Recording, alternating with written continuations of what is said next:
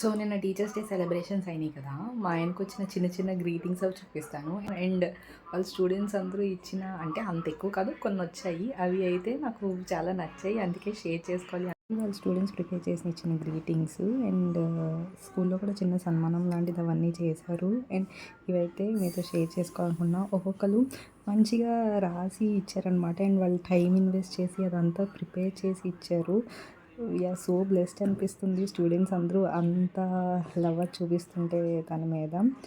And నాకు కూడా ఒక చిన్న సర్ప్రైజ్ లాంటిది వచ్చిందనమాట. అంటే సునీల్ గారి ట్యూషన్‌కి ఒక అమ్మాయి వస్తూ ఉంటారు. తను నాకు కూడా ఇచ్చిందనమాట హ్యాపీ టీచర్స్ డే అని. సో నేనైతే షాక్ అయిపోయాను అది చూసి.